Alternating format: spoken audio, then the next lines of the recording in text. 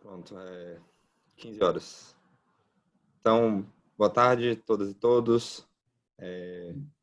Vamos dar início ao nosso quinto seminário SBL de Economia. Hoje vamos ter a palestra do Daniel. Daniel terminou o doutorado dele em Berkeley e agora é professor na UCLA. E também é baiano, né? Então, hoje vocês têm um host baiano e um apresentador baiano. Vamos finalizar com a música de Bel Marques também. Tá? Então, Daniel, passar a palavra para você para a gente dar início.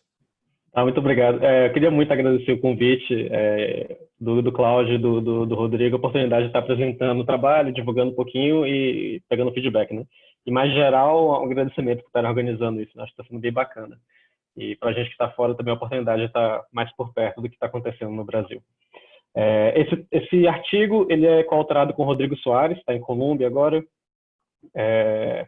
E ele tem uma história longa, então tem uma boa chance de alguns de vocês terem visto já, mas a gente acabou de fazer uma revisão bem substancial. A mensagem geral do paper está parecida, mas a gente mudou bastante no meio, na estimação, no modelo em si, então, mesmo para quem já viu antes, talvez tenha alguma coisa legal nova. Tá? Então, a pergunta central do paper é o que explica a queda da informalidade no Brasil?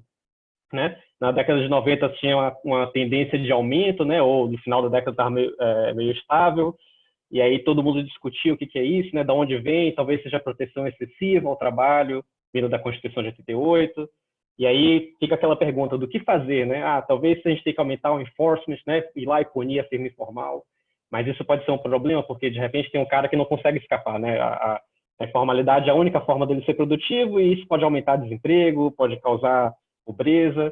E aí, no meio desse debate, antes que a literatura pudesse descobrir o que estava acontecendo, a informalidade caiu. Né? Na década de 90, você tem uma queda muito substancial para trabalhadores assalariados, que é o nosso foco de hoje. Cai de 28% em 2003 para 17% em 2012. E isso levanta uma pergunta, né, de por que isso aconteceu. E o que deixa a situação um pouco até mais curiosa é o fato de que tem um aumento muito grande do salário mínimo nessa época, né? E não é simplesmente um aumento real, um aumento relativo também ao trabalhador mediano. O salário mínimo está ficando mais binding, já vinha aumentando antes, então não é simplesmente uma coisa de caiu antes e aumentou depois. Não, já aumentou bastante de 95 a 2003, aumenta mais ainda de 2013 a 2012, e toda a teoria de formalidade vai dizer que isso aí é um fator que joga contra, né? Porque deixa mais difícil você cumprir a regulação trabalhista, né? Mas tem outras coisas acontecendo no Brasil também, né? Você tem aumento de produtividade, você pode ter um aumento na quantidade de punição, né? No enforcement mesmo, talvez o Ministério do Trabalho esteja sendo mais eficiente, e isso são coisas que costumam ser debatidas na literatura. Mas tem umas outras coisas também que mudaram muito no Brasil, né? Tem uma mudança brutal de escolaridade, né, do trabalhador, que vem de mudanças desde a década de 80, do acesso à escola, década de 90, Bolsa Família, depois acesso ampliado ao ensino superior, né, com subsídios do governo, além de outros choques que afetam diferencialmente trabalhadores menos ou mais qualificados. Por exemplo, tem uma literatura dizendo que os choques de comércio exterior no Brasil beneficiaram o trabalhador com menos habilidade. E tudo isso aí pode ter efeitos de equilíbrio que afetam a informalidade também, mas a gente não tinha um modelo na literatura que consegue incorporar tudo isso e avaliar qual é o impacto dessas coisas todas. Então, esse é o que a gente faz nesse artigo. A gente vai primeiro montar um modelo que inclui todos esses fatores, todas as possíveis explicações. Depois a gente vai estimar esse modelo com dados de 2003. E eu vou mostrar aqui que bate um monte de coisas nos dados. Depois a gente faz o exercício de validação, olhando as mudanças de 2013 para 2012. A gente pluga várias mudanças e vê se a previsão do modelo bate com o que aconteceu. E aí depois a gente vai ter dois tipos de contrafactuais. O primeiro é para responder a pergunta que eu coloquei antes, qual fator é o mais importante para explicar a queda da informalidade do Brasil. E depois a gente volta para a pergunta mais ampla da literatura, de o que você pode fazer para acabar com a informalidade. E aí a gente vai ter alguns exercícios de política nesse sentido. Tá? E entrando um pouquinho mais de detalhe nesse resumo inicial, eu não vou dar os detalhes do modelo aqui, daqui a pouco eu vou estar falando disso, mas a ideia do modelo é um modelo que tenta botar bem pouca diferença estrutural entre o que é uma firma formal e informal. A maioria das coisas que vão estar acontecendo vão ser resultados de seleção. Você tem uma firma com determinado nível de produtividade e aí ela vai escolher se trabalha no setor formal ou informal, a mesma coisa para os trabalhadores, E aí a maior parte das diferenças entre firmas formais e informais que você vê nos dados vão ser resultado de seleção, né? A firma menos produtiva vai escolher o setor informal com mais probabilidade.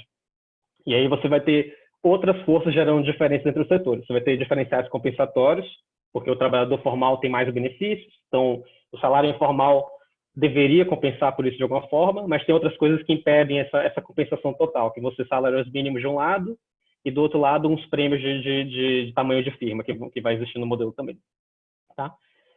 Depois a gente vai fazer essa estimação e esse é talvez a parte mais que mudou mais em relação às versões anteriores, que a gente vai ter uma estimação que consegue casar uma quantidade bem grande de fatos estilizados dos dados, talvez mais do que outros modelos de formalidade.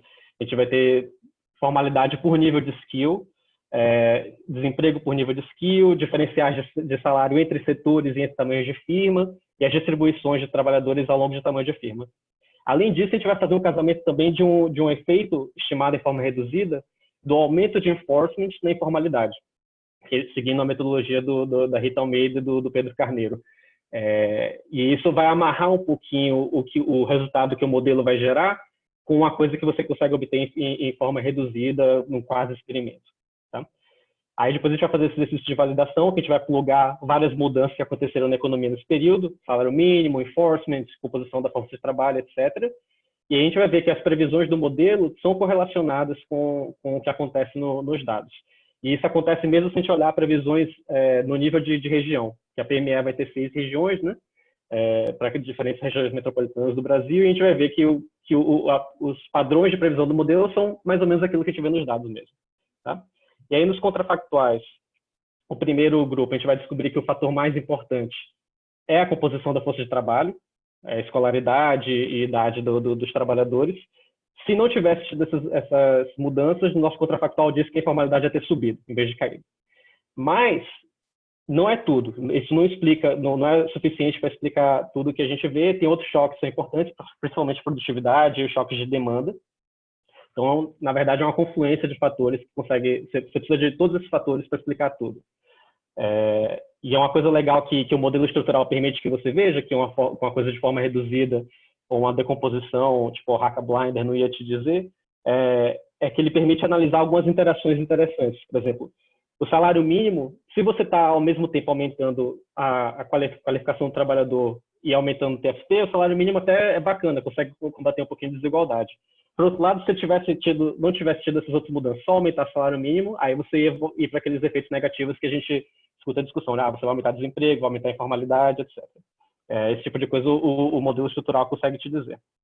E aí, finalmente, no último grupo de exercícios, a gente vai avaliar o que acontece se você pegar um aumento desculpa, em vez de fazer uma redução no imposto da folha de trabalho, que é uma coisa que estimula a formalização, né?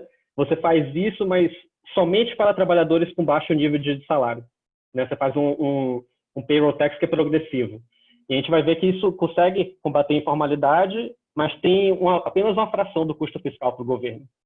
Então, isso pode ser uma estratégia boa.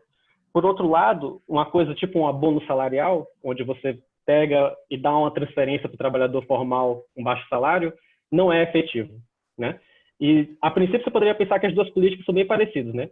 Nas duas formas, o governo está pegando dinheiro e dando para uma relação de trabalho formal de baixo salário, né? A diferença é que um está indo para a firma diretamente e outro está indo para o trabalhador diretamente. E aí você poderia pensar, num contexto onde tem barganha, que vai ser o nosso caso aqui, não deveria fazer muita diferença.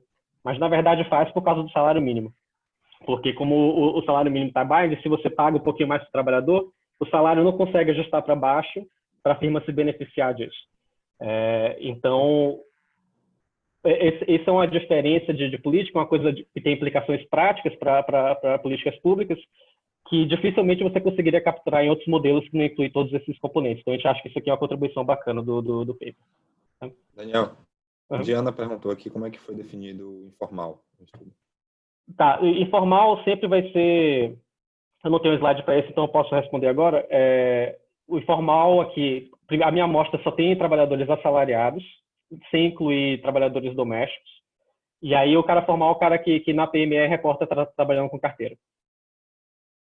Tá? Tá respondido?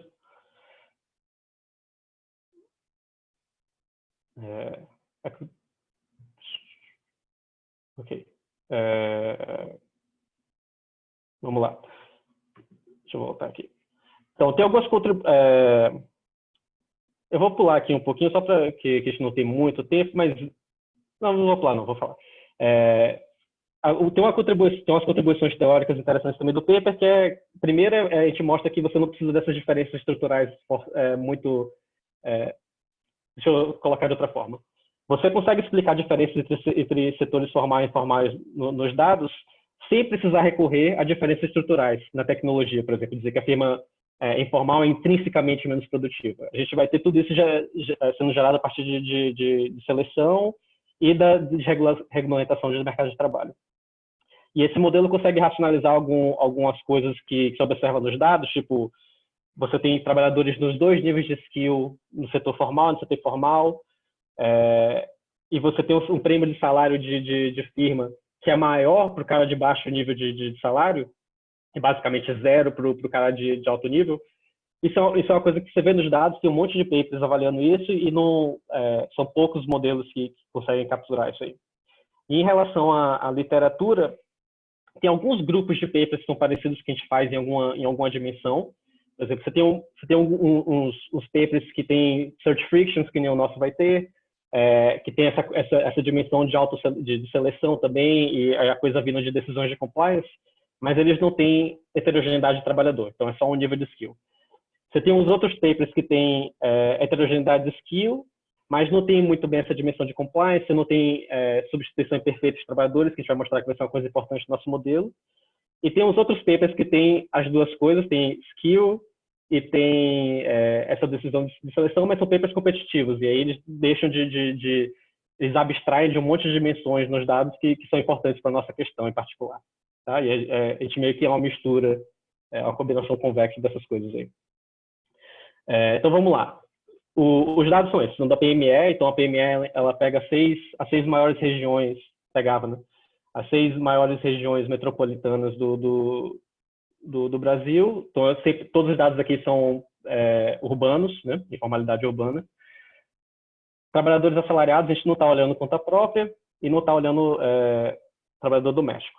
Essa primeira tabela aqui só está mostrando a diferença, a mudança da composição ao longo de grupos educacionais entre 2013 e 2012. Só para fazer o ponto de que essa mudança é muito substancial mesmo, né? Você tinha, mesmo considerando apenas regiões urbanas, 1/3 da amostra de trabalhadores com menos do que 8 anos de escolaridade em 2003, isso cai para 20%. E se você juntar aqui pelo menos ensino médio ou mais que isso, você sai de menos da metade para bem mais da metade, um aumento de 16 pontos percentuais aqui. Então, é uma mudança bem substancial mesmo, né? Agora, olhando os resultados em informalidade e desemprego, a queda é enorme, mas tem, nessas colunas aqui mostrando informalidade, tem 2 coisas que eu queria destacar. Uma é que a informalidade, mesmo em 2003, ela diminui para trabalhadores com mais qualificação, mas mesmo o cara com bastante qualificação ainda tem uma boa chance de trabalhar no setor informal, né? E isso é uma coisa diferente de alguns modelos falar, informalidade é essencialmente uma coisa de low skill, então a gente vai considerar apenas trabalhador low skill, que é uma aproximação entre várias que a gente pode aplicar, mas aqui a gente vai querer explorar, como a nossa questão é a mudança, e tem essa mudança importante de composição, a gente quer explorar esse lado de que, não, pô, o cara aqui que é qualificado, ele também tem uma boa chance de trabalhar no setor informal. E outro ponto que eu queria falar é que a mudança de 2003 para 2012 não é apenas uma mudança composicional. Não é só uma questão de, você mudou a composição de skill e aí mecanicamente você vai ter uma queda de informalidade. Na verdade, você tem uma mudança na margem intensiva, né, condicional a skill para todos os grupos, né? E esses 2 pontos, eles valem também se você falar de desemprego. Também tem uma mudança grande de desemprego entre os 2 períodos, né? E só para dar uma ideia do que está acontecendo com salários nessa época, bom, isso aqui está só falando em níveis. No geral, o setor informal vai ter níveis de salário menor, né, do que o formal. Todos os salários aqui em nível estão medidos em múltiplos do salário mínimo em 2003, tá? E aí você tem esses aumentos de salários entre 2013 e 2012 que são maiores no setor informal e que são maiores para gente com menos qualificação. Tá? E isso é uma coisa que você tem uma redução em outras palavras, tem uma redução de desigualdade também nesse período, e isso vai ser uma das coisas que o modelo vai estar captando também. E você também tem uma redução no prêmio, desculpa, esse aqui não é o prêmio, isso aqui é o diferencial de salário bruto no formal e informal. Isso aqui está incorporando também potenciais efeitos de seleção, né? Talvez tenha trabalhadores menos qualificados na média no setor informal, mas essas diferenças estão diminuindo também ao longo do tempo. E isso vai ser uma coisa que o modelo também vai conseguir capturar. Então tá, então vamos se não tiver mais perguntas aqui dos dados, vamos pro modelo. E a ideia aqui, eu não vou ficar derivando as equações todas do modelo, eu quero basicamente falar das hipóteses que a gente faz e depois eu falar o que o modelo cospe, né? E aí, quem quiser detalhes, pode falar comigo depois ou dar uma olhada no paper. O modelo vai ter dois níveis de skill, a gente vai chamar de skilled e unskilled, e a fração de trabalhadores skilled vai ser exógena na força de trabalho. Então, não vai ter decisão do cara ir para a escola nem nada assim. Esse parâmetro aqui, esse eta, ele tem um subscrito R, porque tem várias coisas que a gente vai permitir que mudam entre regiões, né? Entre as regiões metropolitanas da PME. E isso é uma das coisas que vai mudar quando a gente fizer o contrafactual de 2003 para 2012. Tá? As firmas no modelo vão ser heterogêneas em produtividade. E a gente vai dizer que esse Z de produtividade varia de 1 a 10 mil e vai ser um Pareto nesse intervalo, um Pareto truncado. Né? E a ideia da Pareto é só que aquela coisa tem muita firma com boa produtividade, mas também tem uma cauda longa ali de firmas com produtividade enorme. E ela é truncada só por motivos computacionais mesmo, para ficar mais fácil. E a função de produção, que aqui é a parte mais importante desse slide, e um ponto bacana e central do paper, tem vários componentes aqui nessa equação, então eu vou explicando um por um aqui. Primeiro vai ter esse AR aqui, que vai ser uma produtividade, um TFP, né, uma produtividade total dos fatores, que vai variar por região, que vai poder variar ao longo do tempo também. Depois tem o Z, que é a produtividade particular da firma, tá? E aí depois tem esse componente aqui, que é basicamente um agregador, né, com elasticidade de substituição constante. A elasticidade de substituição vai ser determinada por esse parâmetro gama, tá? E aí no final de tudo isso vai ter esse alfa aqui. Normalmente, se fosse só uma CES normal, ia ter 1 sobre gama, né? Só que aqui tem um alfa sobre gama, esse alfa é o retorno de escala. Vai ser uma coisa entre 0 e 1, vai dizer que a firma tem retorno decrescente de escala. E isso aqui vai dizer que a gente vai ter uma firma pequena, uma firma com tamanho definido no modelo, né? Não é uma firma representativa. A outra parte bacana aqui é esse B de Z aqui. Então, o B, que é o peso do high skill na produção, não é constante, não é igual entre todas as firmas. Ele vai ser uma função crescente ao longo das firmas. E vai ser uma função que tem esse formato aqui paramétrico. No paper em si, a gente deriva tudo com fórmulas gerais. Isso aqui só entra na calibração, mas eu achei mais fácil na apresentação já falar direto qual o formato que vocês terem a coisa mais concreta na cabeça. Esse formatinho aqui, ele depende desses dois parâmetros, que basicamente vão estar regulando o nível em geral, qual o peso geral de high skill ou low skill na produção, e quão rápido isso muda ao longo da distribuição de firmas. Tá? Mas a ideia geral é essa. A firma que é mais produtiva, ela não só vai ser maior, vai ser mais produtiva, mas ela vai ser mais intensiva em skill também. O Áureo de Paula fez uma pergunta no chat. Então, Capital e bens intermediários seriam parte, se dizer? Sim, acho que você pode interpretar dessa forma, ou de A ou de Z, né? Você pode estar afetando todas as firmas ou pode estar afetando as firmas de forma relativa. Eu falei que pode estar no A porque você pode ter diferenças entre regiões também, né? Nesses fatores, ou de infraestrutura, coisa assim. Mas sim, isso não vai existir de forma explícita. Toda a heterogeneidade vai estar através do Z, então você poderia pensar que de repente tem um mercado competitivo para essas coisas, né? E aí isso meio que acaba sendo absorvido pelo Z. Respondido? Ele fez outra pergunta.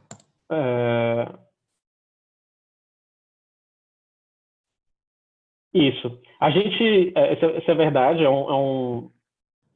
É um bom ponto. A gente tem vai ter uma limitação da estratégia que a gente faz, né? O modelo ele já é complicado em várias dimensões, a gente tenta simplificar no que dá. A gente vai ter um exercício contrafactual onde a gente vai permitir uma mudança arbitrária e flexível na distribuição dos Zs. E a ideia do contrafactual é meio que ver se, de repente, esses outros fatores que afetam o Z poderiam ser a causa da queda de informalidade ao invés da educação, né, que é o fator central que a gente explica. E no paper a gente mostra que esse outro exercício ele é inconsistente com os dados em várias outras dimensões. Então, a ideia aí não é falar que essas outras coisas não são potencialmente importantes. Elas podem ter um fator, de repente você tem choques que afetam a existência de firmas menos produtivas ou mais produtivas, você tem investment bias, technical change, que favorece firmas maiores por algum motivo. O ponto é, essas coisas podem estar lá, podem estar jogando a favor, podem ajudar a explicar, mas o que a gente mostra nesses robustez é que sem a mudança de composição da força de trabalho é muito difícil explicar os dados. Mas é até aí onde eu consigo chegar. Não consigo dizer que essas coisas não têm uma importância, não. Elas podem ser importantes também. Okay. Então, vamos lá. E aí, finalmente, uma outra simplificação dessa dimensão, a massa total de firmas na economia também vai ser exógena. Tá? Então, beleza. Essas foram as hipóteses da produção. No mercado de trabalho, você vai ter fricções, no estilo Diamond, Mortensen e Persarides. E a gente coloca essas fricções no mercado de trabalho, primeiro porque a gente quer capturar essas diferenças de salário entre firmas, que são uma dimensão interessante dos dados. E o que eu acho mais importante, na verdade, é que é legal ter desemprego nesse modelo, primeiro porque tem mudanças importantes de desemprego também nos dados, então é legal que serve como uma falsificação do modelo também, né, de certa forma. E principalmente porque nos debates de formalidade, muitas vezes o desemprego é uma coisa que é bem relevante. Por exemplo, se você aumentar o salário mínimo, de repente você tem um efeito bom na desigualdade do setor formal, mas, por outro lado, você tem um efeito negativo do desemprego. Com enforcement é a mesma coisa. Você pode, de repente, ter um efeito bacana sobre informalidade, mas isso aumentar o desemprego e ter o efeito total desse negócio negativo. Então, colocar desemprego no modelo ajuda a gente a ter essas dimensões que são importantes para a política. Né? A gente vai ter mercados de trabalho separados para níveis de skill, e aí, na prática, o que isso está dizendo é que a firma, quando está procurando um trabalhador, consegue enxergar o skill. Né? E aí você vai ter uma matching function, né, que determina qual a probabilidade de determinada vaga ser preenchida, em função do labor market tightness, né, que é a razão entre o total de vagas sendo ofertadas pelas empresas e o total de trabalhadores procurando emprego, que no caso vão ser os trabalhadores desempregados. Não vai ter on-the-job search aqui. A postagem de vagas aqui, do ponto de vista da firma, a firma tentando procurar empregador, vai ter um custo convexo. E a ideia é que o cara que está postando muito poucas vagas, precisa de um trabalhador só, de repente ele consegue conversar lá com o amigo dele, e o primo dele está disposto a trabalhar, ele usa os networks, né? Mas se você é uma empresa grande, você tem que botar lá a vaga no site, pagar um custo para isso, ter que treinar o cara, porque o cara, você não consegue ver se ele realmente tinha aquela habilidade que precisava. E se você é uma firma enorme, você vai ter que ir procurar o cara na outra cidade, vai ter um custo maior ainda. Essa é a ideia. As taxas de destruição de emprego vão ser exógenas, mas a gente vai permitir que elas variem por nível de skill, por setor, formal e informal, e por região também. E isso é uma das poucas coisas que a gente permite variar por setor, né? Então, é uma diferença estrutural entre firma formal e informal, mas a gente acha que isso aqui reflete, em boa parte, incentivos de regulação, né? O cara que, se você tem uma firma formal, você vai ter um custo enorme de demitir o cara, e isso vai afetar a probabilidade de você realmente vai demitir ele ou não. Né? Mas isso não é endógeno. E você tem uma utilidade também, um flow utility do desemprego, que também vai variar por região e por nível de skill. E aí, o último slide de hipóteses são como é que determina os salários e as instituições de mercado de trabalho. Né? Você vai ter benefícios, né, de formal, o trabalhador recebe esses benefícios, que vão ser, parte deles vai ser uma coisa que multiplica seu salário, né? Uma coisa proporcional ao salário, ou que reduz também algum imposto de renda, coisa assim. E tem os outros que não são proporcionais, que você pode aproximar mais ou menos o seguro-desemprego dessa forma, né? Ele varia, mas varia no range bem pequenininho, então na prática é fixo para o trabalhador, né?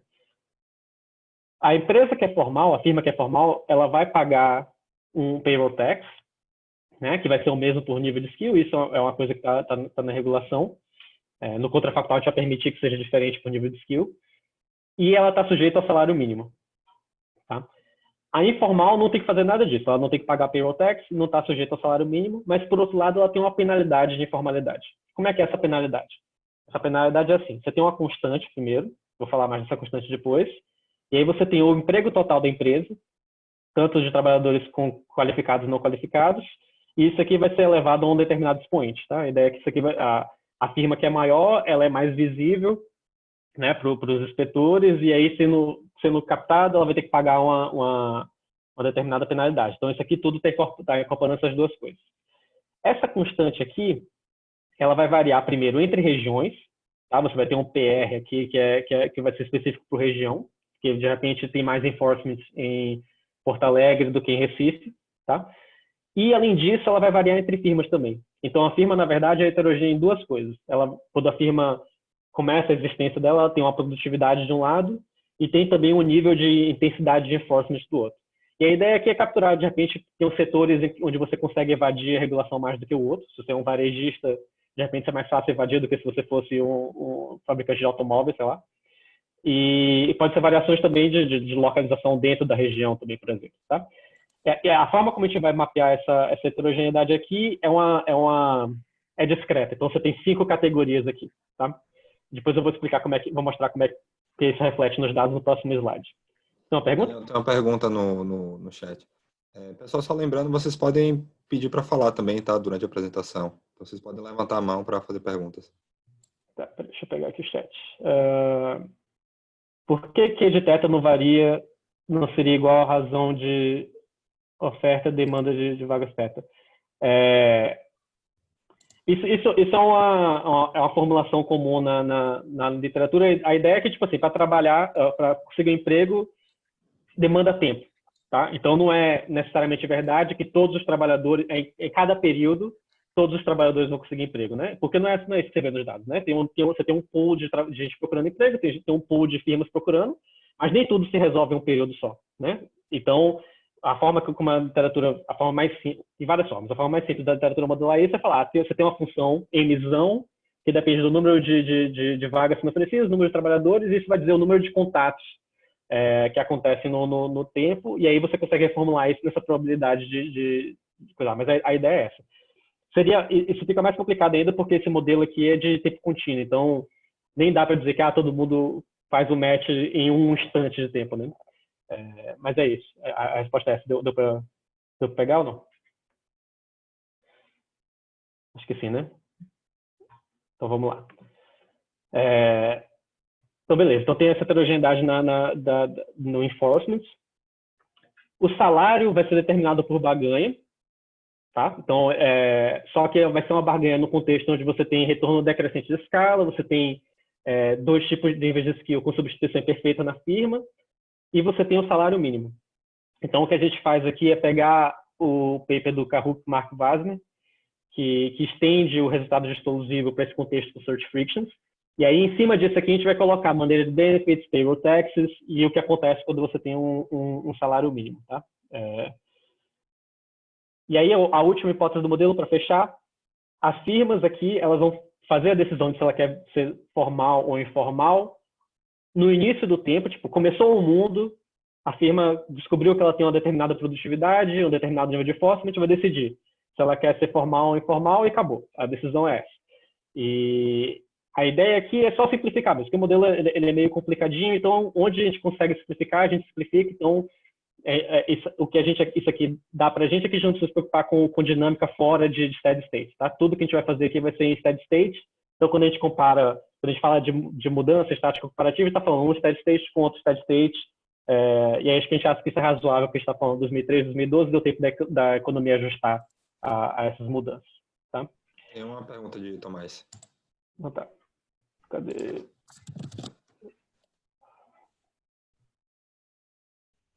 Opa, Daniel, uma coisa, veja bem se eu entendi bem. Cada trabalhador adicional, ele vai mudar a minha produtividade marginal do trabalho, correto? Então, Isso. a barganha, ou seja, toda vez que eu contratar um trabalhador adicional, os trabalhadores anteriores da firma vão mudar, vão rebarganhar o salário anterior, ou como é que vai fazer esse processo de barganha? É exatamente isso. A ideia do Stollsville é exatamente essa. Cada trabalhador, a barganha acontece na margem com todos os trabalhadores e você não tem... os contratos não são enforceable, então você tem renegociação o tempo todo. Então, o que você está falando, de repente contratei um cara a mais e isso vai levar a renegociação com todos os outros trabalhadores porque mudou as produtividades marginais. Isso não acontece de fato no modelo, porque vai estar tudo acontecendo em steady state e é tudo contínuo, né? Não tem, tipo assim, não tem uma coisa granular de contratei um trabalhador a mais. Na prática, você tem sempre uma fração de trabalhador saindo, uma fração de trabalhador entrando, de forma que o trabalho está constante. Então, essa dimensão de vai renegociar o trabalho, talvez não seja muito na prática que acontece nos dados, mas ela também não acontece no modelo por causa dessa dimensão de steady state. Por outro lado, isso permite que a gente capture essas mudanças no longo prazo, né? Entre 2003 e 2012, esses choques todos podem afetar a produtividade marginal do trabalho e isso vai se refletir endogenamente em salários. Então, essa é a dimensão que a gente quer capturar com esse modelo de barganha. Beleza. Então, vamos lá. Vamos ver aqui a hora que o modelo costa para a gente, né? Vou explicar primeiro esses dois gráficos aqui de cima, que vai dizer o que a firma está fazendo no equilíbrio do modelo, tá? Esses gráficos aqui têm várias curvas. A curva sólida está dizendo o que as firmas formais, que decidem ser formais, com níveis diferentes de produtividade, estão fazendo, aqui nesse exemplo aqui em termos de fração de emprego. E essas curvas aqui estão dizendo o que as firmas informais estão fazendo. Por que tem várias curvas informais, mas só uma formal?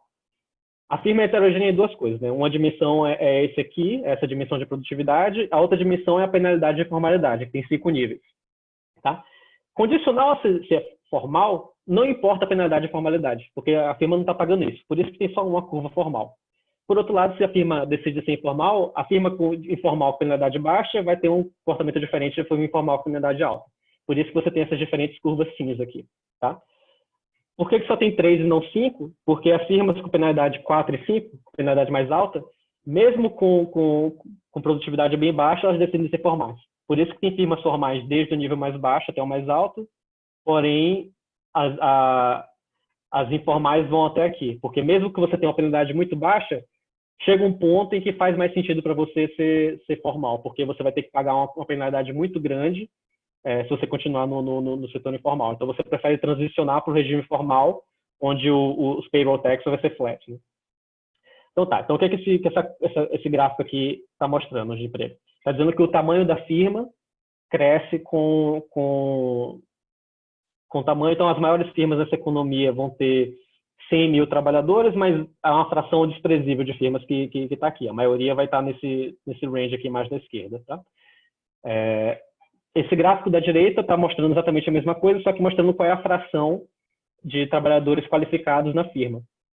E você vê que, tanto nas firmas formais quanto nas firmas informais, essa fração está crescendo com skill, e isso vem daquele componente do modelo de que a firma que tem mais produtividade, ela também vai ser mais intensiva em skill.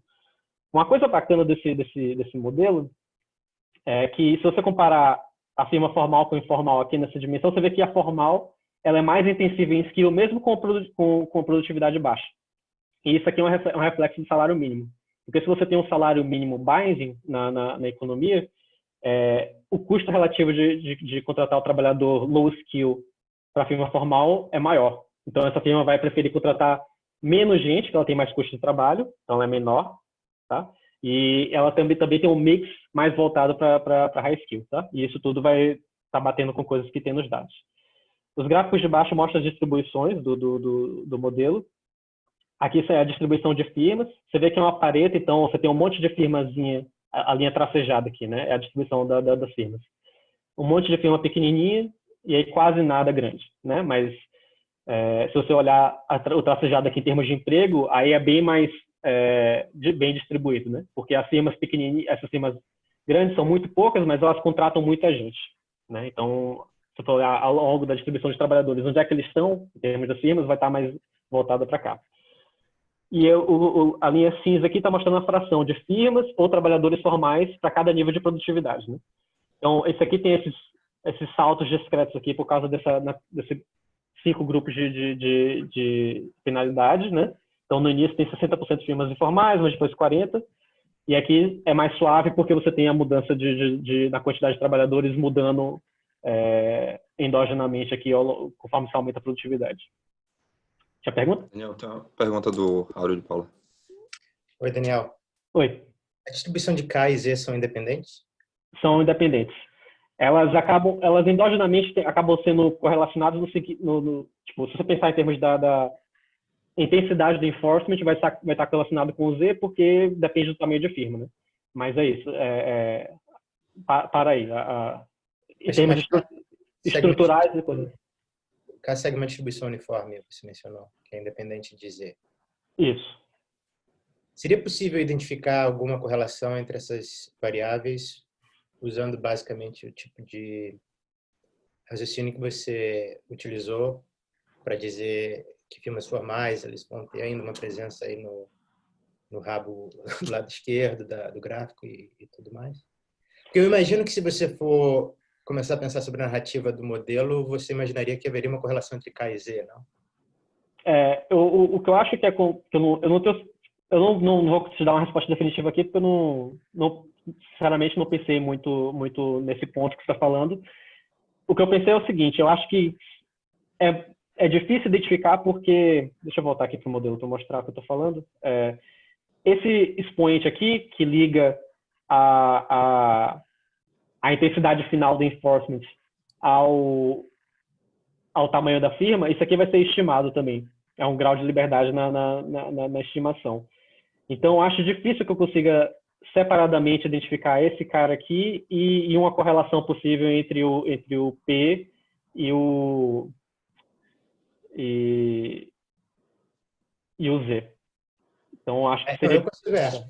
Eu consigo ver dificuldade. Eu consigo também ver que vai haver uma correlação em equilíbrio. A história basicamente é voltar à narrativa do modelo e imaginar que talvez haja também uma relação entre esse determinante de penalidade e a produtividade, mas eu entendo as dificuldades em lidar com isso. Talvez em olhando para a robustez dos contrafactuais, imaginando que se na verdade for correlacionado, aumentar a correlação com o contrafactual. Porque o grande problema aqui seriam repercussões para os exercícios quantitativos depois, eu imagino.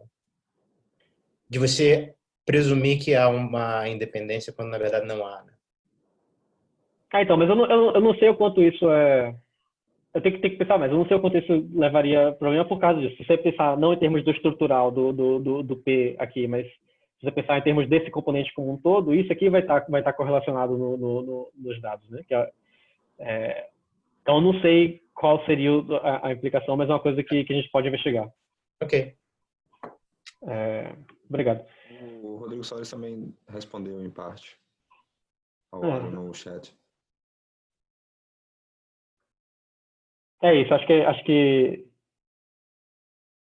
tem isso também. Tipo, as escolhas endógenas da firma, de ser formal ou não, e do tamanho da firma, vão estar causando a correlação entre o enforcement efetivo e a produtividade. Então, beleza. Então, esse aqui foi esse gráfico. Agora, deixa eu mostrar o gráfico de resultados do modelo em termos de salários.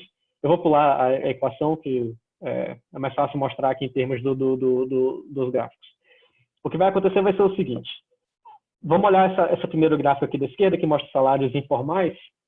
O que está acontecendo aqui é que se você pega uma firma que é pequena, o salário informal, que é o cinza, vai ser maior do que o salário formal. Isso aqui é a relação de diferencial compensatórios acontecendo no setor, gerando diferença de salário do setor informal e formal. E a ideia é que isso funciona nessa margem aqui, porque, primeiro, o trabalhador high skill não está sujeito ao salário mínimo. Então, o salário mínimo não é relevante para o cara qualificado. E segundo, porque essas firmas que são pequenas, elas não têm um prêmio de tamanho de firma relevante. A ideia é que o custo de substituir trabalhador aqui nessas firmas é muito pequeno, então o que você está vendo realmente o custo de oportunidade da firma é o reservation value do trabalhador. Então, o que acontece aqui é isso, a firma precisa pagar uma compensação para o trabalhador estar disposto a ir para o setor informal. Conforme você vai para firmas mais produtivas, que vão ser maiores em equilíbrio, essa firma passa a ter um custo de substituição maior do trabalhador. E daí, por causa daquele custo crescente de postagem de vaga, essa firma aqui, se o cara sair da minha empresa, eu vou ter que procurar lá no site, vou ter que buscar um cara na outra cidade. Isso gera um rent, né, no matching, né, tem um valor essa relação de trabalho. Porque tem um valor nessa relação de trabalho e tem barganha, significa que o trabalhador está ganhando um pouquinho mais disso aqui. E aí por isso que o salário cresce conforme o tamanho da firma cresce também. E isso aqui vai gerar uma diferença, se você pensar em termos da média, isso vai gerar uma diferença entre o salário formal médio e o salário informal médio, mesmo para o trabalhador qualificado. Tá? Então isso aqui vai jogar contra o diferencial compensatório. Para o trabalhador low skill, tem um outro fator entrando aqui, que é o salário mínimo. O salário mínimo, ele joga o salário acima do que seria barganhado, né? Você tem sem o salário mínimo, seria simplesmente o bargaining. Só que quando você tem o salário mínimo, esse negócio vira binding. Na prática, o trabalhador formal tem um poder de barganha maior. E isso gera esse kink aqui no gráfico, tá vendo? Tem um ponto aqui onde, abaixo desse nível aqui, a firma formal paga exatamente o salário mínimo. E aí, nesse exemplo aqui, esses gráficos todos são feitos para Recife, com base na estimação. Isso é suficiente para colocar o salário formal acima do salário informal. Então, isso aqui vai estar gerando um prêmio de formalidade mesmo para o cara que está mudando para uma firma formal pequena. E aí, se além disso, você considera que tem umas firmas formais que estão contratando muita gente, e aí vai ter esses ranks na relação de trabalho, isso vai aumentar ainda mais o salário. Então, você vai ter um cara com baixa qualificação que vai estar ganhando mais do que o salário mínimo em algumas firmas formais. Tá? Beleza, então terminei aqui o modelo. Vou passar rápido aqui pela estimação, porque tem várias etapas, tem muitos detalhes que eu acho que não preciso prender atenção, mas quero dar uma ideia geral de qual é o procedimento. A primeira etapa aqui é que esse modelo tem 2 níveis de skill, e aí a gente precisa dar um conceito empírico para skill, né? Porque a gente vai pensar em mudança de skill ao longo do tempo. E o que a gente está fazendo aqui é dizer que cada célula de idade e educação no modelo vai ter uma determinada fração de trabalhadores high skill. Desculpa, a fração educação e idade nos dados vai corresponder a uma determinada fração de skill no modelo. E a gente fixa que o cara de até 19 anos, com menos do que 8 anos de escolaridade, com certeza vai ser low skill. O cara com 30 ou mais anos de idade, 11 ou mais anos de educação, com certeza vai ser skill, na margem que a gente está considerando no modelo. Entre esses 2 valores, a gente está estimando lá. E aí, esse procedimento aqui, que é meio que uma forma da gente reduzir os dados, né, onde existe data reduction, ele vai dar para a gente essa fração de skill em cada cidade, vai dar as taxas de seleção de emprego por skill, e vai dar um monte de targets para a gente, um monte de dados, que vão ser o quê? Coisas, por exemplo, qual é a taxa de formalidade para high skill e low skill em Salvador? Qual é o prêmio de formalidade estimado numa regressão de painel para um cara high skill ou para um cara low skill em São Paulo? Então, tudo isso, juntando todas essas coisas aqui, vão dar 120 momentos que a gente tem que casar nos dados, tá? Que depois na forma estrutural. Vai ter alguns parâmetros que a gente vai calibrar. A maior parte disso aqui vem simplesmente de regulação do mercado de trabalho, alguns a gente pega da literatura. Tem um que é bem importante, que é a elasticidade de substituição entre high skill e low skill, que a gente não tinha uma forma boa de estimar esse negócio nesse contexto, então a gente vai testar valores diferentes. A gente pega um valor da literatura e testa 2 valores diferentes como robustez. Depois, além disso, a gente tem 3 targets que são no nível nacional, que um é a Labor Share of Income, que é só uma forma de pegar a curvatura da função de produção. A gente tem esse efeito de forma reduzida do enforcement sobre a taxa de formalidade, que vem de um design do Almeida e Carneiro, que a ideia é explorar a distância de determinados municípios para escritórios do Ministério do Trabalho, e além disso o número de inspetores naquele escritório. E dá para ler o nosso paper, o paper dele se quiser em detalhes, mas a ideia é que você consegue fazer uma regressão de IV para determinar esse efeito, e a gente usa esse IV para pegar esse target. E aí a gente tem o target aqui que é em relação à distribuição de tamanho de firmas, mas para firmas muito grandes. Só porque a gente tem essa distribuição Pareto e a gente quer a PME só dá coisa de tamanho de firma até 10 trabalhadores, a gente quer uma coisa mais lá na cauda por ter certeza que o modelo está dizendo alguma coisa que faz sentido. Tá? Então, basicamente, tudo que a gente faz aqui é pegar todos esses momentos, 120 no nível de skill, região, mais 3 nacionais, joga tudo num processo de minimum distance. Né? A gente tem esses 6 diferentes regiões no modelo, com um monte de parâmetros que são nacionais, outros parâmetros são por região. Escolhe os parâmetros que minimizam a distância para esses dados no modelo e depois faz inferência usando o Bootstrap desde a primeira etapa da estimação. Tá? E aí a gente consegue um fit bem razoável no modelo. Tá? Eu não vou passar por tudo. O que eu não estou explicando aqui são coisas que a gente consegue pegar bem, tipo informalidade, desemprego, níveis de salário. O prêmio de tamanho de firma, a gente não pega ele exatamente para o caso de high skill. O modelo prevê um prêmio um pouquinho negativo, nos dados um pouquinho positivo. Mas o qualitativo, de que é maior para o cara low skill, a gente está capturando.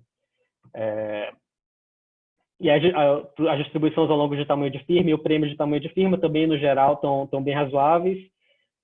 Eu estou omitindo alguns aqui, tem alguns que não pegam exatamente, mas é isso.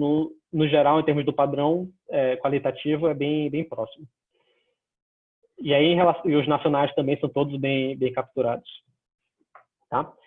O exercício de validação, a gente vai plugar mudanças em um monte de coisas. Tem mudanças na composição da força de trabalho, que a gente pega, como a gente tem aquele mapeamento de idade e educação para skill, a gente vê a mudança. Teve tal mudança em idade e educação, a gente vê qual é a mudança correspondente em skill. Né? Tem mudança de salário mínimo, de enforcement. As mudanças de payroll tax e benefícios são bem pequenas de um período para o outro.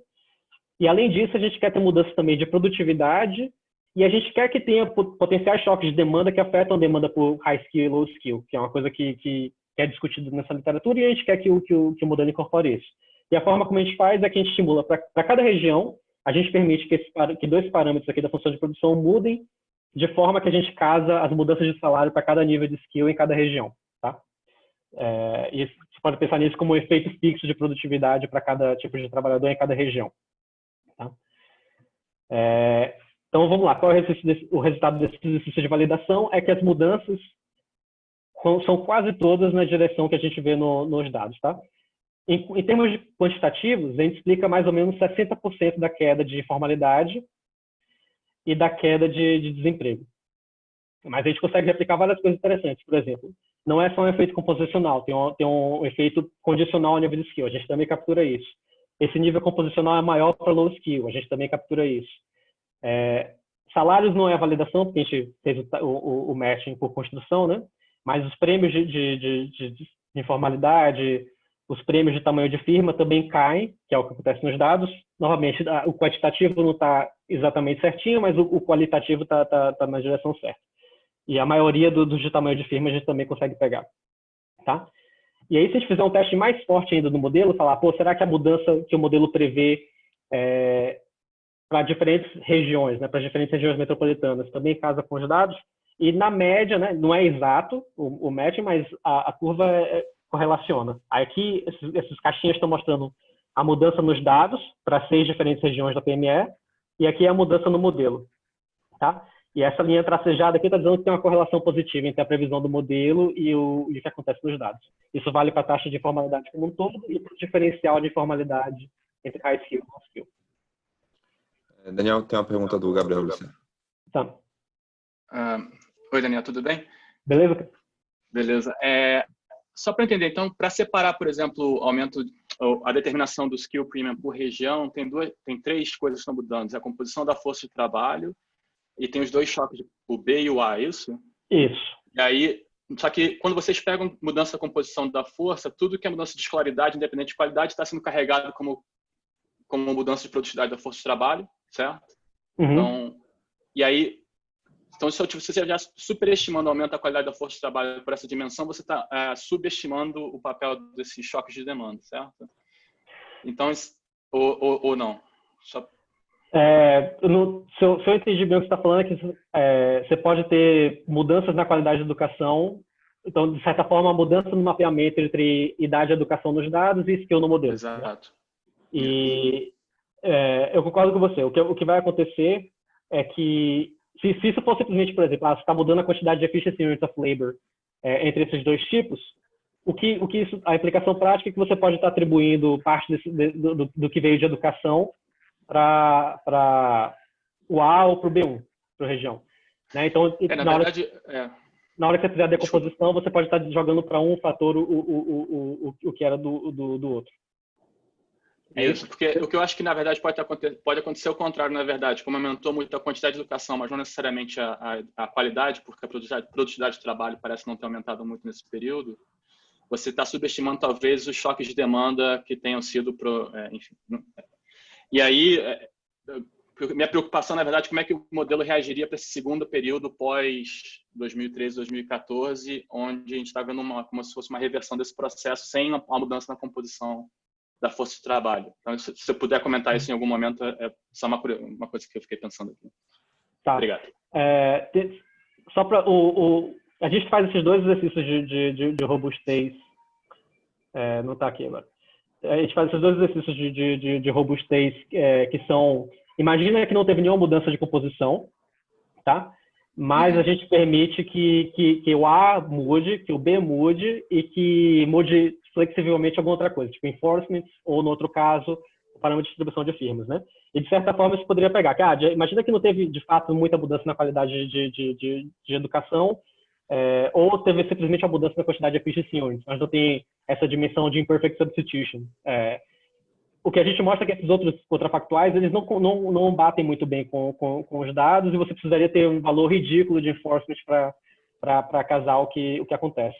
Então, eu concordo com você que esse mapeamento provavelmente não é perfeito, e você tem mudança na qualidade de educação, mas eu acho que, ao mesmo tempo, é difícil, uma história em que não tem nenhum aumento na qualidade de educação é muito difícil de conciliar com os dados. Não concordo. Obrigado.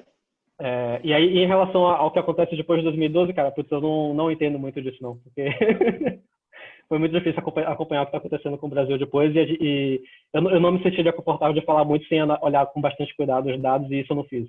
Tá? Então, vamos lá, rapidinho. Pois é.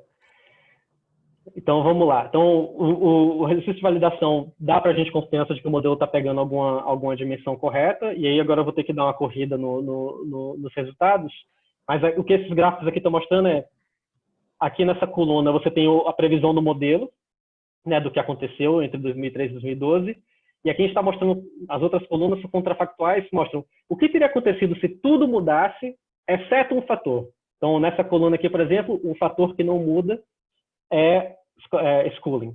E aí a diferença desses números aqui, na primeira linha, está dizendo que, em vez da informalidade ter caído em 6 pontos percentuais, que é o que o modelo prediz, teria subido em 3,4 pontos percentuais. Né? E aí você teria muito menos redução de desigualdade, por exemplo.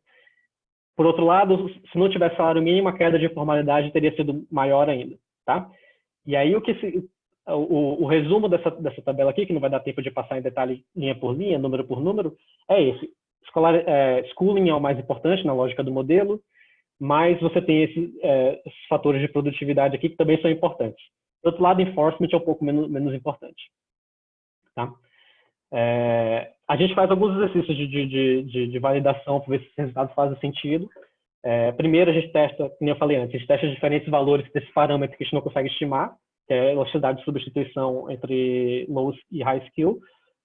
Não muda muitos resultados. Muda um pouquinho, às vezes pode mudar um pouquinho da importância do skill bias shock, mas não, no geral não muda o resultado qualitativo de que a educação é o mais importante. E a gente tem esses dois contrafactuais alternativos, que a gente tenta ver se, dentro da lógica do modelo, seria possível explicar a queda de formalidade sem educação, e nossa conclusão é que é bem difícil fazer isso. Mas ainda assim está sob a lógica do modelo. Então, a gente tem um outro exercício que vamos completamente ignorar esse modelo estrutural, vamos só tentar olhar os dados, vamos tentar olhar agora os dados do censo, que a gente consegue ver de 91 até 2010, todas as micro-regiões do Brasil, e tem um monte de variação interessante ainda, porque você tem mudanças de escolaridade que são diferentes entre micro-regiões, né? E aí é claro que se você vê que existe essa correlação nos dados, lugares que teve maior aumento de educação tiveram maior queda de informalidade, pô, isso pode ser por um monte de coisas endógenas correlacionadas com a escolaridade, né? A gente tenta diminuir a influência desses fatores botando um monte de controles para tentar pegar esses fatores institucionais ou de demanda que podem ter variado por região, e a correlação é bem robusta. E não só ela é bem robusta, como ela sobrevive mesmo que a gente considere o que acontece com o resíduo, tipo assim, um valor residual da informalidade condicional à escolaridade do trabalhador. E a ideia aqui é que é aquilo que a gente mencionou no modelo, não é simplesmente efeito composicional. Essa ideia de que muda a sua probabilidade de ser formal ou informal, mesmo condicional ao seu nível de educação, isso está nesses dados do censo também, a gente também consegue identificar lá. É claro que a gente não tem um quase experimento aqui, então, por si só, a gente não conseguiria fazer um paper com essa regressão. Mas é bacana que ela dá suporte ao que a gente acha no modelo estrutural. Né? Então, finalmente, dado essa validação do modelo, a gente descobriu que a educação é super importante, a gente consegue ir para essa questão mais geral de o que a gente pode fazer para tentar reduzir a desigualdade, e aqui a gente está partindo do modelo em 2012. Né? E aqui a ideia é, vamos tentar coisas que seriam, de certa forma, práticas, mas que seria interessante validar, né, de alguma forma. Então, como benchmarking aqui, a gente coloca o que acontece se você pegar nosso modelo e reduzir o payroll tax, né, imposto sobre força de trabalho, em 1 ponto percentual. Tá? Você tem uma queda de informalidade de 0,27 pontos percentual, cai um pouquinho o desemprego também, só que isso tem um custo fiscal que é bem razoável. E a forma como a gente está medindo aqui, a gente pega esse modelo, a gente sabe exatamente quanto, dentro do modelo, quanto o governo está coletando em payroll tax e o quanto ele está pagando em benefícios. Né? Então, a gente subtrai um do outro, e isso aqui é o que o governo consegue extrair de impostos do trabalho em geral, né? Levando em consideração o benefício que tem que pagar. Se você aumenta esse payroll tax em 1 ponto percentual, você diminui a receita do governo em 1,75%. Então, é substancial. Por outro lado, se essa queda de 1 ponto percentual sobre imposto sobre a folha fosse só para o cara que tem salário baixo, como é que a gente está fazendo isso? Se fosse só para o cara low skill no modelo, você ia ter um efeito substancial também em informalidade, que é mais ou menos metade do outro, só que o custo fiscal é 1/10. Tá? Então, você tem metade do efeito por 1/10 do custo. Então, 5 vezes mais efetivo em termos de custo. Né? Então, se a gente multiplicar esse cara aqui por 10, né, o custo fiscal vai ser parecido, só que o benefício é 5 vezes maior. Tá? Então, uma redução de imposto de folha para o cara de low skill é uma coisa que potencialmente pode dar resultados bons para combater a informalidade. Essa outra coluna aqui é o que acontece se a gente, em vez de fazer isso, a gente duplicar o abono salarial, né, que aqui é modelado como um benefício lump sum que o governo paga para o cara formal low skill. Tá? Você tem um efeito bem pequeno sobre informalidade, é comparável com esse aqui, só que com um custo fiscal muito maior. Né? Então, ele é bem menos efetivo. Ele é menos efetivo do que o próprio, do que uma redução total de imposto sobre folha, só que além de ser menos efetivo em termos de custo, ele aumenta o desemprego, né? Porque o cara vai querer ficar esperando mais para conseguir o emprego formal, não vai aceitar o emprego informal, e ele causa uma redução do PIB, em vez de aumento de PIB, que nem todos os outros. Então, tem uma diferença grande nesse modelo entre você fazer uma transferência para a relação de trabalho low skill formal, que paga para a firma, em vez de uma que paga para o trabalhador. E a diferença, que nem eu mencionei na introdução, vem do salário mínimo. Então, a gente acha esse exercício legal porque ele ilustra uma nuance que é potencialmente importante para a política, mas que é bem difícil de capturar na maior parte dos modelos, mas que nosso modelo consegue capturar. E é isso aí. Não tem um slide de conclusão não, porque estaria repetindo tudo. Obrigadão, galera. Obrigado, Daniel. Abrir agora para as perguntas. Então, podem mandar pelo chat ou então podem levantar a mão que eu vou abrir no microfone.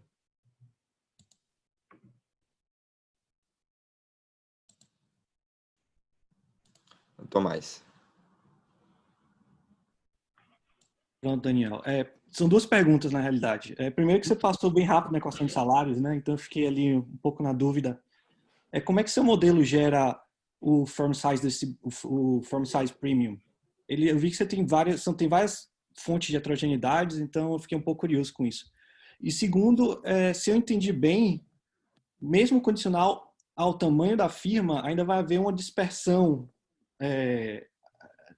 dado o tamanho da firma, correto? Então, será que dá para comparar com isso com os dados para ver como é que seu modelo, uma forma de validar esse modelo, se você já olhou isso? Vamos lá. No primeiro ponto, eu posso voltar para a equação de salário, então, já que dá uma oportunidade de falar. Então, o que gera isso, essa dispersão, que é uma coisa que não existia na versão anterior do paper, é a convexidade no custo de postagem de vaga, que é essa ideia de que se você está contratando só um ou dois caras, você praticamente não tem custo, você está pegando o seu primo, mas se você tem 10 mil funcionários, você tem um custo grande de treinamento e de divulgação dessa vaga de trabalho. Isso é capturado aqui nesse custo marginal de postagem, que é essa função psi, formal ou informal, pode variar por setor. Tá? E aqui dentro, esse fator aqui é em equilíbrio a quantidade de vagas que essa firma Z está postando. Né? E isso como a firma mais produtiva vai querer contratar mais gente, para contratar mais gente e manter essas pessoas em steady state, ela tem que estar sempre postando muitas vagas. Né? Para postar mais vagas, ela tem um custo maior. Então, significa que o custo de substituir o trabalhador, caso ela perca um cara maior. E aí, como tem essa barganha, significa que ela divide um pouquinho desse benefício de ter uma relação de trabalho com o trabalhador. Tá? É isso que gera o prêmio de trabalho. Não sei se ficou muito claro. E aí... Tá, mais ou menos. Mas só uma pergunta em relação a isso. Então, ou seja, é possível que eu tenha firmas de vários tamanhos diferentes e dentro, ou seja, condicionar o tamanho da firma por causa pelas search frictions, firmas que têm um Z muito alto não consigam ter o tamanho necessário, ou seja, o tamanho ótimo que elas desejariam. Não, isso não acontece por causa das simplificações que a gente faz de tirar a granularidade, tirar a dinâmica. Então, está tudo acontecendo em steady state, está todo mundo fazendo, todas as firmas estão fazendo exatamente o que é ótimo para elas conseguem fazer isso. Então, dentro do setor formal, sabendo o seu Z, você sabe exatamente qual é o tamanho em steady state. Por isso você tem essa curva aqui, o tamanho e o salário. Para a firma informal, você tem essa variação, porque além dessa dimensão de heterogeneidade, que é o Z, você tem também essa penalidade de formalidade. Mas ainda assim, esse cara está fazendo exatamente o que ele quer. Certo, agora está claro. E aí a segunda pergunta era o que a gente consegue casar, dados os dados que a gente tem da PME, são as distribuições de trabalhadores por nível de skill ao longo de tamanhos de firma. Então, eu sei que, por exemplo, nos dados, eu tenho 85% dos trabalhadores formais empregados, 89,6% dos trabalhadores formais high skill estão empregados em firmas com 11 ou mais trabalhadores. Se o cara for low skill, essa porcentagem vai para 74%. Se ele é skill no setor informal, você vai para 67%, para 43%. Isso é o que o modelo consegue... Isso é o que a gente consegue observar, porque a gente não tem dados diretamente da firma, a gente tem do reportado pelo trabalhador, e o modelo consegue casar relativamente bem todas essas medidas. Tá bom. Obrigado. Cláudio.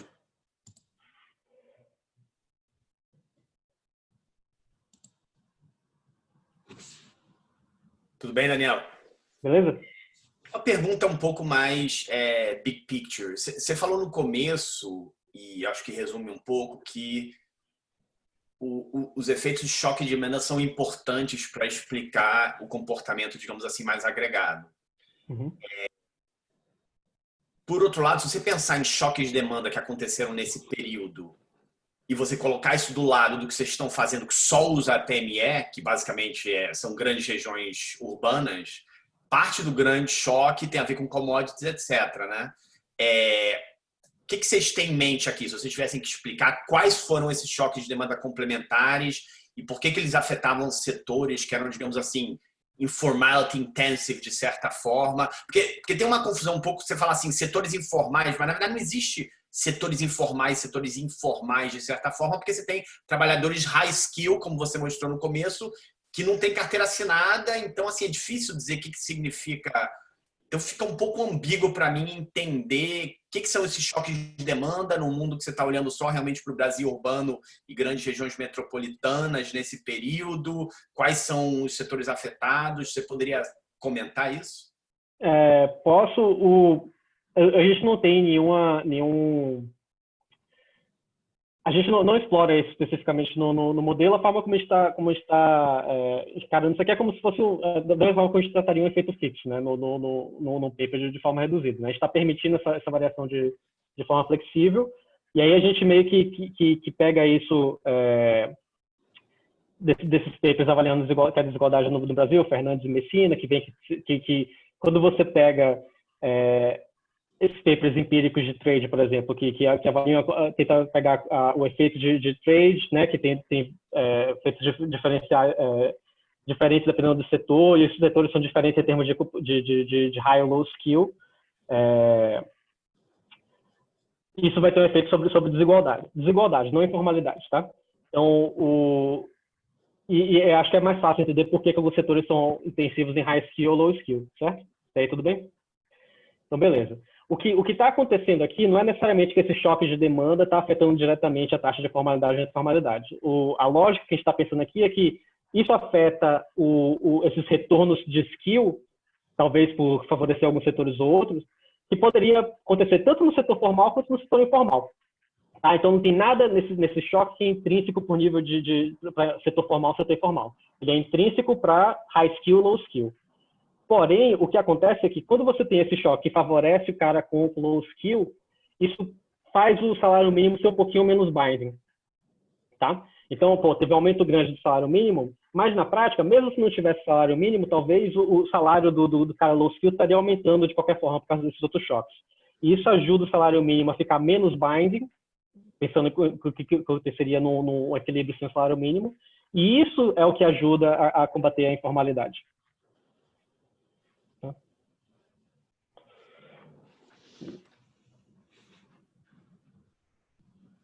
Teve alguma pergunta? Mais alguma pergunta?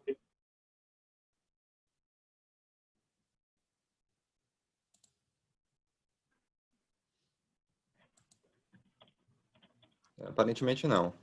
Então,